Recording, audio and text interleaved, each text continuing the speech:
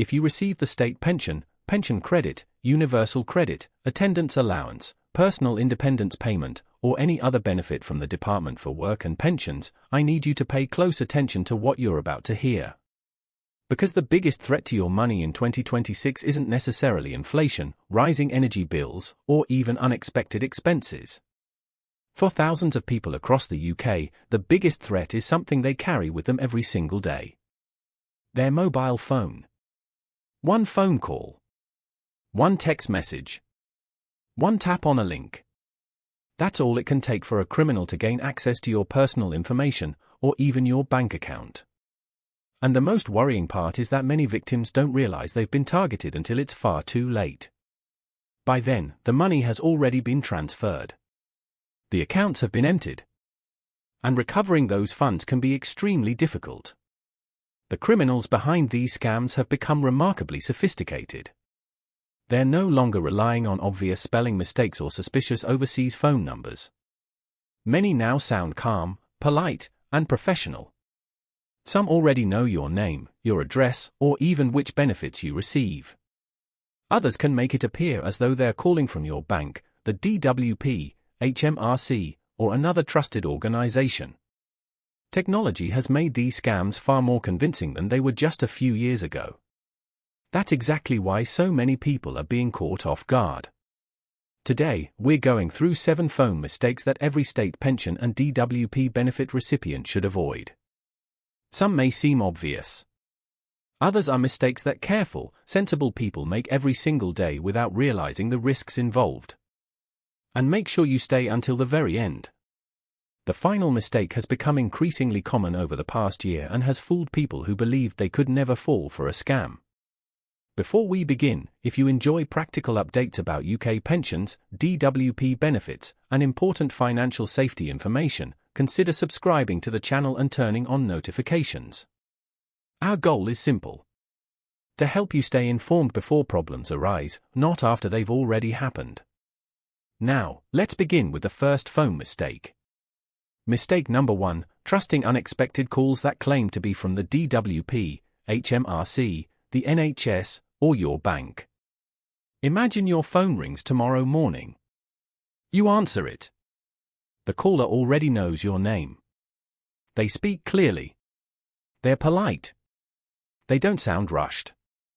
They introduce themselves as someone calling from the Department for Work and Pensions. They explain that they're reviewing your benefit record. Perhaps they say they need to verify your details before processing an upcoming payment. Or maybe they claim there's been suspicious activity linked to your national insurance number. Everything sounds believable. Nothing immediately feels suspicious. That's exactly what modern scammers want. Many fraudsters now use technology known as caller ID spoofing, which can make a call appear to come from a genuine organization, even when it doesn't. Seeing a familiar name or number on your screen doesn't necessarily mean the call is genuine. Another tactic involves using personal information that has been exposed through previous data breaches. That means a scammer may already know your full name, postcode, or date of birth. When they mention those details during the call, people naturally assume they're speaking to a legitimate official. But knowing information about you doesn't prove they're genuine.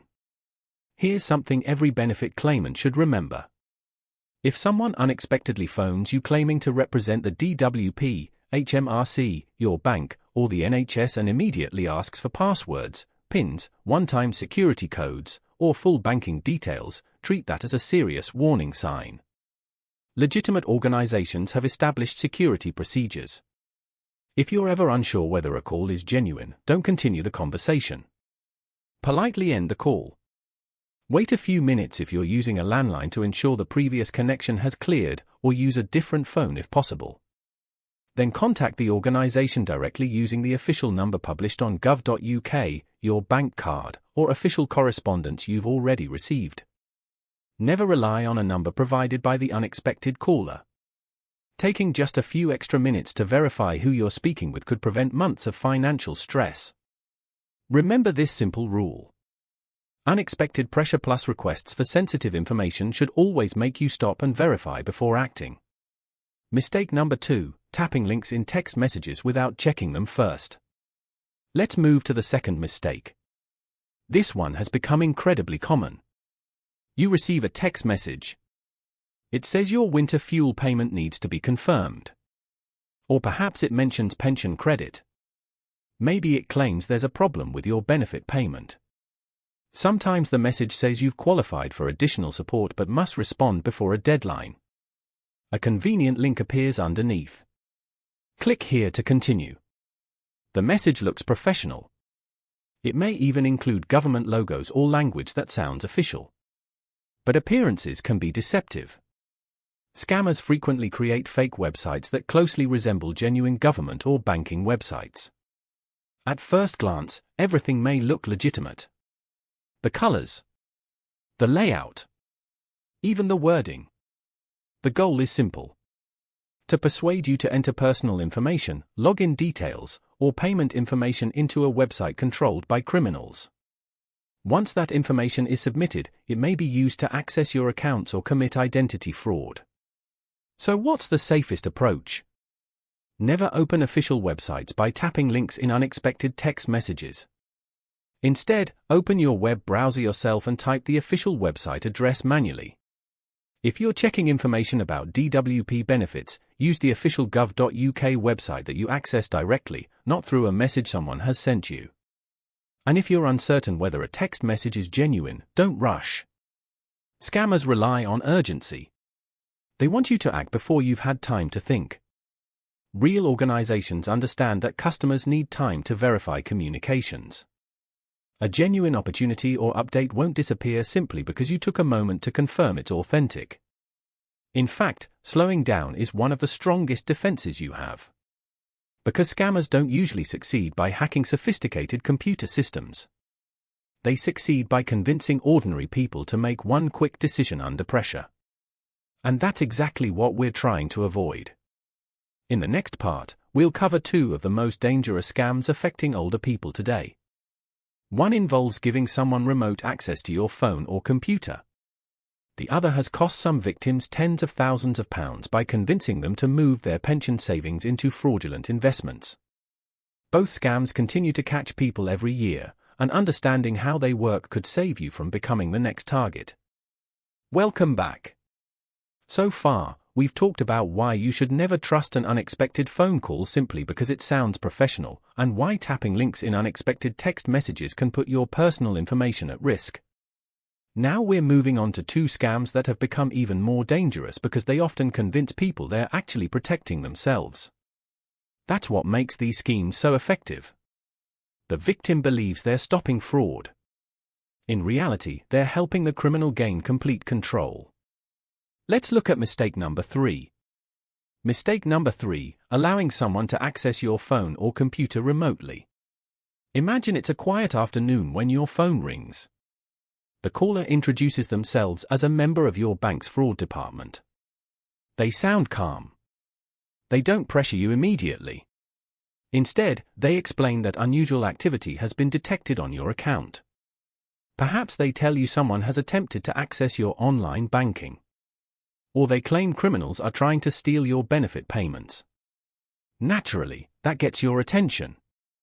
After all, if you receive your state pension or DWP benefits through your bank account, protecting that money is incredibly important.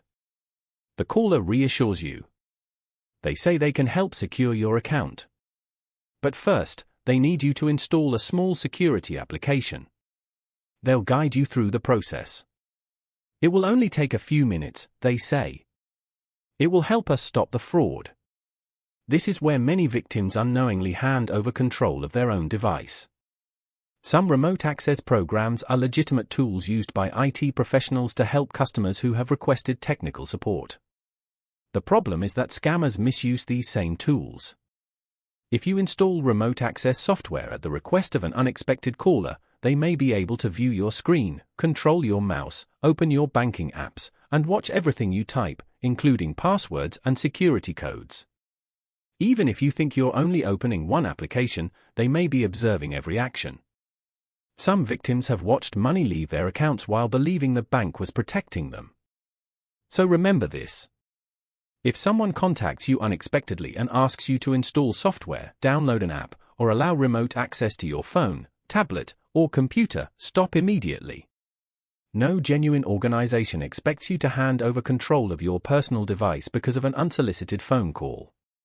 If you're concerned there really is a problem with your account, end the call and contact your bank using the official telephone number printed on the back of your debit or credit card. That one simple step could make all the difference. Another important reminder is never to share the one-time security code sent to your phone. Banks use these codes to confirm that you are authorizing a transaction. If someone asks you to read that code aloud, even if they claim it's needed to stop fraud, treat it as a major warning sign. Those codes are designed to stay private. Sharing them can allow criminals to approve payments or change security settings on your account. The safest response is always the same. Hang up. Verify independently. Then take action if necessary. Mistake number 4, believing promises of easy pension growth or guaranteed returns. Now let's move on to a different type of scam. This one doesn't always begin with fear. Sometimes it begins with excitement. You receive a phone call, an email, or even a message on social media. Someone says they've reviewed the market. They've discovered an investment that's performing exceptionally well. Or perhaps they offer a free pension review. They explain that your retirement savings could be working much harder. Maybe they claim you could earn much higher returns by moving your pension into a different investment. Sometimes they'll mention property. Sometimes overseas opportunities. Sometimes renewable energy projects. Sometimes cryptocurrency. Whatever the investment, the message is often the same. Act now. This opportunity won't last. We're only contacting a limited number of people. The pressure begins immediately. Scammers know that urgency discourages careful thinking. But here's an important principle that applies to every financial decision. If someone you've never dealt with contacts you unexpectedly about your pension or investments, don't make any decision during that conversation. Real financial planning takes time. Professional advisors expect clients to ask questions, seek independent advice, and carefully review documents before making important decisions. Fraudsters prefer the opposite. They want fast decisions. They don't want you speaking to family members. They don't want you contacting your existing pension provider. And they certainly don't want you checking whether they're authorized. Whenever you're considering moving pension savings or making an investment, verify that the firm is authorized by the Financial Conduct Authority before proceeding. If you have any doubts, pause the process and seek independent guidance. Remember, a genuine opportunity will still be there after you've had time to verify the facts. A fraudulent one often disappears the moment you start asking detailed questions. One phrase you should always be cautious of is guaranteed returns. Every legitimate investment carries some level of risk. Nobody can honestly promise substantial profits without uncertainty. If someone tells you there is absolutely no risk while promising unusually high returns, that's a reason to slow down, not speed up. Another common tactic is creating a false deadline. The caller might say the offer expires today.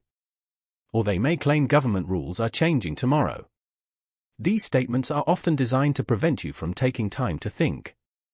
Whenever you're told you must act immediately with your life savings, consider that a signal to pause and verify everything. Your pension represents years, often decades, of hard work. There's rarely a good reason to rush such an important decision because of pressure from an unexpected caller. Take your time. Do your research. Ask questions. And if something doesn't feel right, trust that instinct until you've confirmed the facts through official channels. Because protecting your retirement income isn't about making quick decisions. It's about making informed ones. We've now covered 4 of the 7 biggest phone mistakes. But the next 3 are becoming increasingly common. One involves fake NHS offers that ask for personal information. Another uses artificial intelligence to imitate the voice of someone you trust. And the final mistake is so simple that many people don't realize they're putting themselves at risk until after the damage has already been done. Let's continue. We've already covered 4 phone mistakes that criminals frequently exploit to target people receiving the state pension or DWP benefits.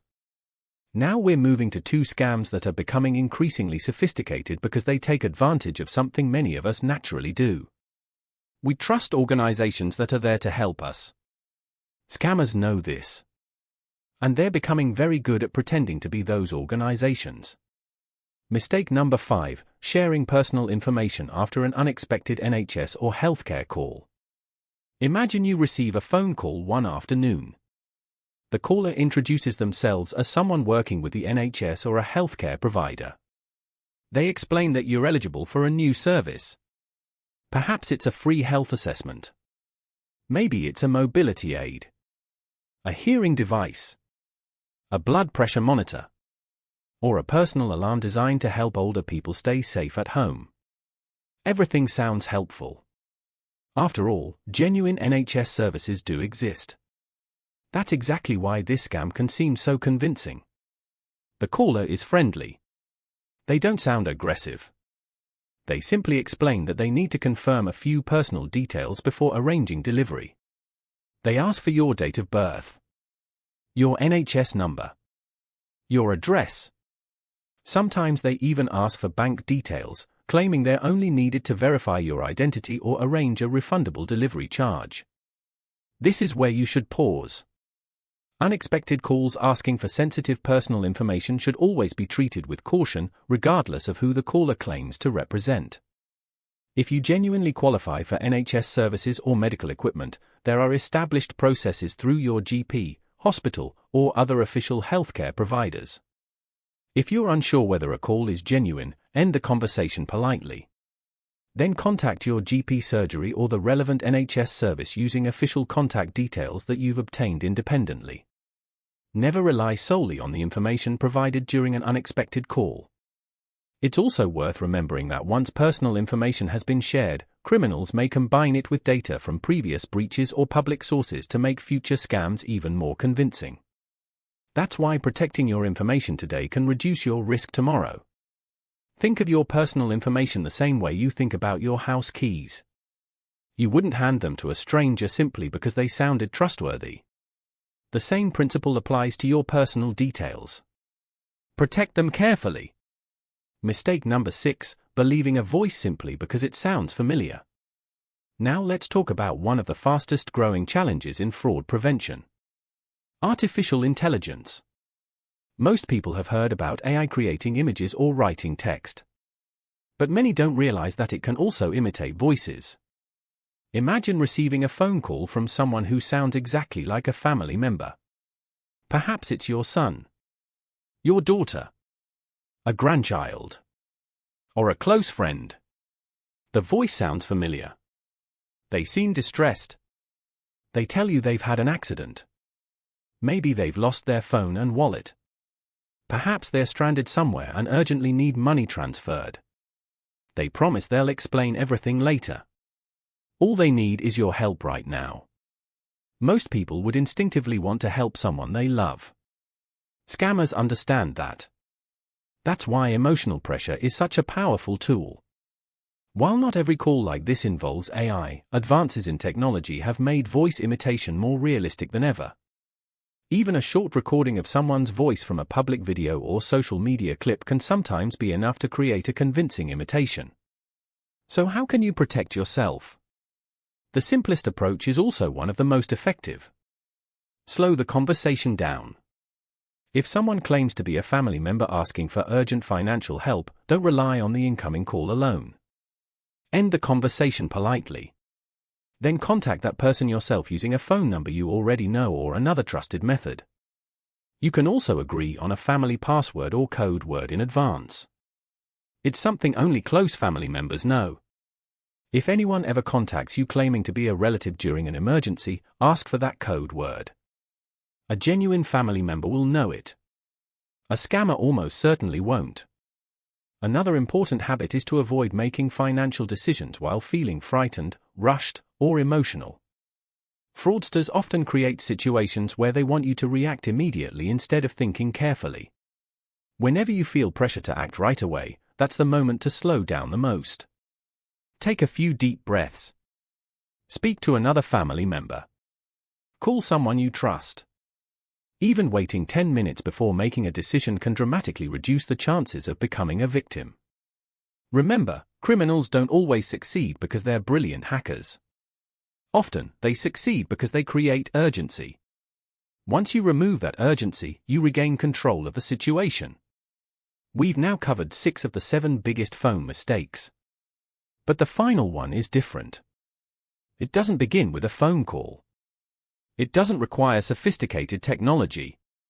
And it doesn't involve someone pretending to be from the government.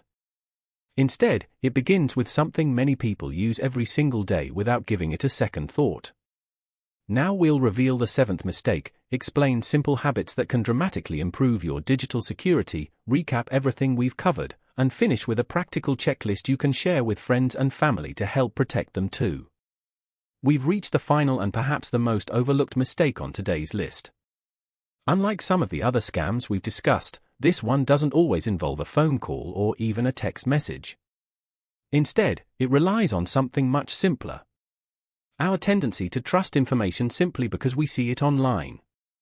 Mistake number 7, sharing too much personal information online. Take a moment to think about how often people post on social media. Photos with family. Birthday celebrations. Pictures outside their home. Holiday updates. Messages saying they're away for the weekend. Even simple comments like, "Just received my pension today," or "My winter fuel payment has finally arrived." Most people share these things without thinking twice. But criminals often see them very differently. Every piece of personal information shared publicly can help someone build a profile about you. Your birthday. Your relatives. Your hometown. The names of your pets. Even photographs of letters or parcels in the background can sometimes reveal names, addresses, or reference numbers. On their own, these details may seem harmless. But combined with information from previous data breaches or public records, they can make a scammer's story sound far more convincing. Imagine receiving a call from someone who already knows your full name, your birthday month, the names of your children, and that you've recently been discussing your pension online. Many people would naturally assume the caller must be genuine. In reality, they may simply have gathered information that was publicly available. That's why it's worth reviewing your privacy settings on social media. Ask yourself a few simple questions. Who can see my posts? Am I sharing information that strangers don't need to know? Could someone use these details to pretend they know me? A few small changes today could make it much harder for criminals to target you tomorrow. Now here is a simple 5-minute safety check. Before we finish, let's go through a quick checklist that every state pension and DWP benefit recipient can follow. First, make sure your phone is protected with a strong PIN, password, fingerprint, or facial recognition. If your phone is ever lost or stolen, that extra layer of security can make a significant difference. Second, keep your phone's operating system and apps up to date. Software updates often include important security improvements designed to protect against newly discovered threats. Third, use unique passwords for important accounts like online banking and email. If one password is used everywhere, a single data breach could expose multiple accounts. Fourth, enable two-factor authentication wherever it's available. This adds an extra layer of protection, making it much harder for someone else to access your accounts. Fifth, never feel embarrassed about ending a suspicious phone call. You don't owe an unexpected caller your time. If something doesn't feel right, hang up. A genuine organization will understand why you want to verify their identity. A scammer won't. Finally, talk about scams with your family and friends. Criminals rely on people staying silent because they're embarrassed or believe it could never happen to them. The truth is that fraud can affect anyone. These criminals are constantly adapting their methods. The more people discuss current scams, the harder it becomes for fraudsters to succeed. Before we end today's video, let's quickly review the 7 phone mistakes we've covered. Number 1. Be cautious of unexpected calls claiming to be from the DWP, HMRC, the NHS, your bank, or any trusted organization asking for sensitive information. Always verify independently using official contact details. Number 2. Avoid tapping links in unexpected text messages or emails. Instead, visit official websites by typing the address yourself into your browser. Number 3. Never install remote access software or allow someone to control your phone or computer because of an unsolicited call. Number 4. Be extremely cautious about unexpected investment opportunities or pension reviews. Take your time, verify firms through official channels, and seek independent advice before making important financial decisions. Number 5. Protect your NHS number and other personal information. Unexpected healthcare calls requesting sensitive details deserve careful verification. Number 6. Don't assume every familiar voice is genuine. If a caller claims to be a loved one needing urgent money, contact that person through a trusted number before taking any action. And number 7. Think carefully before sharing personal information publicly online. Small details can help scammers make their stories appear far more believable. The overwhelming majority of people who become victims of scams aren't careless. They're ordinary people who happen to receive a convincing phone call on an ordinary day. That's why awareness is one of your strongest forms of protection. A few minutes spent verifying information can prevent weeks, months, or even years of financial stress. If today's video helped you, consider sharing it with a friend, neighbor, or family member who receives the state pension or any DWP benefit. One conversation could help someone recognize a scam before it's too late. And if you enjoy straightforward updates about UK pensions, DWP benefits, personal finance, and scam prevention, don't forget to subscribe and turn on notifications so you never miss future updates. Thank you very much for watching. Take care, stay informed, and most importantly, stay safe.